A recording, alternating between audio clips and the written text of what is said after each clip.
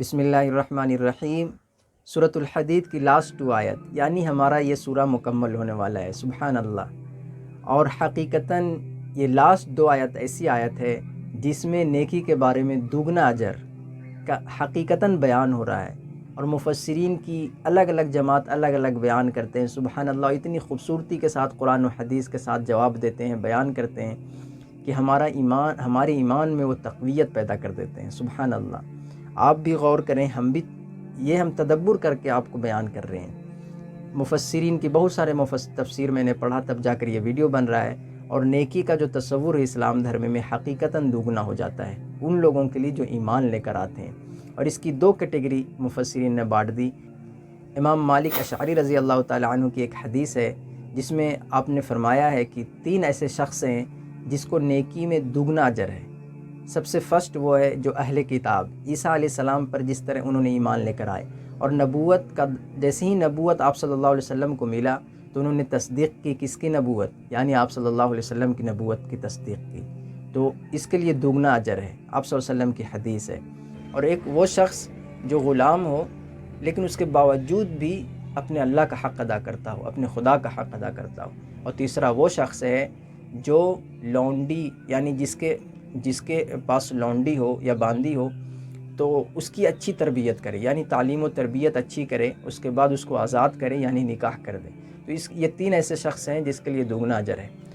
تو اسلام میں یہ کانسیپٹ ہے، اور بھی بہت سارے ایسے حدیث ملیں گے جس کے بارے میں آپ کو دوگنا اجر نہیں 70 درجے بڑھ جاتے ہیں۔ تو ایک مفسرین کی جماعت اس آیت پر سورہ قصص میں جس طرح بیان ہوا ہے 52 تا 54 تکلا آیت میں، مفسرین کی ایک جماعت زیادہ جھکاؤ ادھر دیتی ہے کہ یہ بیان یا ایھا الذین آمنوا جو خطاب ہو رہا ہے تو اصل میں یہ اہل کتاب سے خطاب ہو رہا ہے۔ لیکن مفسرین کی ایک بہت زیادہ جماعت، بہت زیادہ یعنی لوگ، اور بہت زیادہ ترجیحات ادھر دیتے ہیں کہ نہیں یہ حقیقتاً ایمان والے سے بیان ہو رہا ہے، ان لوگوں سے یعنی جو کفر سے اسلام میں پہنچے۔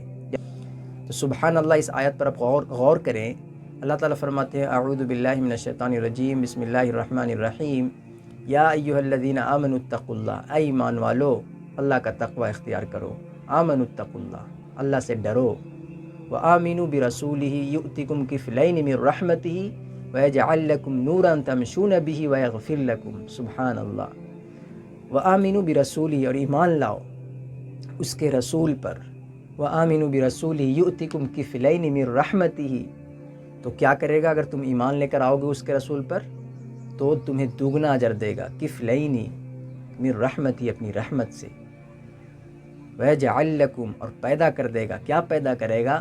بنا دے گا تمہارے لیے، کیا بنا دے گا؟ ویجعل لکم نورا تمشون بہ، نور پیدا کر دے گا، نور بنا دے گا جس کے ساتھ تم چلو گے۔ آخرت میں پیچھے ویڈیو میں بات ہوا کہ نہیں بات ہوا، مومن و منافق کے بارے میں ڈیٹیلز میں بات ہوئی ہے، نور کے لیے آخرت میں کیسے کیسے لوگ ترسیں گے، کس طرح نور کے لیے جتنا اس دنیا میں جو لوگ ایمان لے کر آئیں گے اور جتنا بھلائی اور نیکی کا کام کیے ہوں گے، جتنا برائی سے روکے ہوں گے، نہی عن المنکر کیے ہوں گے، تو اس کے لیے اتنا ہی نور ہے وہاں آخرت میں۔ جو بھلائی کا حکم دیتے ہیں، یعنی جو حرام و حلال، عقل حلال سکھاتے ہیں، تمیز سکھاتے ہیں، حق و باطل کی پہچان کراتے ہیں، والفرقان بناتے ہیں، تو اس کے لیے وہاں اتنا ہی اجر ہے۔ پیچھے ویڈیو میں بات ہوا۔ تو سبحان اللہ، نور تمہارے لیے پیدا کر دے گا، وَيَجْعَلْ لَكُمْ نُورًا تَمْشُونَ بِهِ وَيَغْفِرْ لَكُمْ، اور تمہیں بخش دے گا، تمہیں معاف فرما دے گا۔ یعنی ورسولی، پہلے اللہ تعالیٰ بیان کر رہے ہیں کہ تم ایمان لے کر آؤ کس پر؟ اس کے رسول پر۔ یؤتکم کفلین، تو تمہیں وہ دوگنا اجر دے گا اپنی رحمت سے، اپنی فضل سے، من رحمتہ، ویجعل لکم، تمہارے لیے نور پیدا کر دے گا، نور بنا دے گا، ویجعل لکم نورا تمشون بہ، جس کے ساتھ تم چلو گے آخرت میں، جہاں پر نور کے لیے ترسیں گے لوگ، نورا تمشون بہ ویغفر لکم، تمہیں بخش دے گا، واللہ غفور الرحیم، اور اللہ بہت غفور الرحیم ہے، بہت معاف کرنے والا ہے، سبحان اللہ۔ اور آگے آیت میں اللہ تعالیٰ کیا بیان کر رہے ہیں؟ لئلا یعلم اہل الکتاب، تاکہ اہل کتاب جان جائیں، کیا چیز جان جائیں؟ اللہ یقدرون، کہ وہ نہیں اختیار رکھتے، نہیں قدرت رکھتے، اللہ یقدرون علی شیء من فضل اللہ، اللہ کسی شے پر، اللہ کے کسی فضل میں وہ نہیں اختیار رکھتے، اللہ اختیار رکھتے ہیں. اللہ تعالیٰ آگے کہہ رہے ہیں کہ ہم اختیار رکھتے ہیں.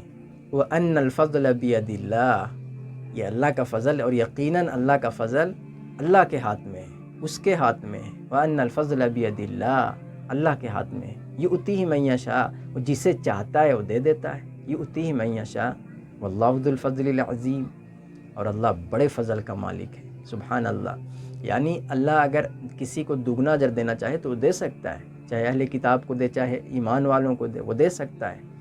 اور ہم جانتے ہیں کہ آپ صلی اللہ علیہ وسلم نے پیچھے ویڈیو میں جو ہم نے رہبانیت کے بارے میں بیان کی، اس میں ایک آیت ہم نے غلط پڑھ دیا تھا کہ وَكَثِيرٌ مِّنْهُمْ فَاسِقُونَ کو ہم نے وَأَكْثَرُهُمْ مِّنْهُمْ فَاسِقُونَ کہہ دیا تھا، جس میں رہبانیت کے بارے میں بیان کیا کہ آپ صلی اللہ علیہ وسلم کوئی رہبانیت اختیار نہیں کی. یعنی وہ شادی بھی کرتے تھے، وہ لوگوں سے ملتے جلتے تھے بھی، جہاں پر غلط ہو رہا ہے تو وہاں پر روکتے تھے. یعنی حرام و حلال کی پوری طرح سے تمیز سکھاتے تھے، حق و باطل، حق کو نافذ کرنے کی پوری کوشش کرتے تھے، اس کے لیے جد و جہد کرتے تھے.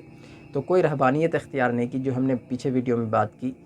تو سبحان اللہ، یہ آیت ہماری مکمل ہوا، اور اللہ تعالی ہمیں اس کا اجر دے گا انشاءاللہ.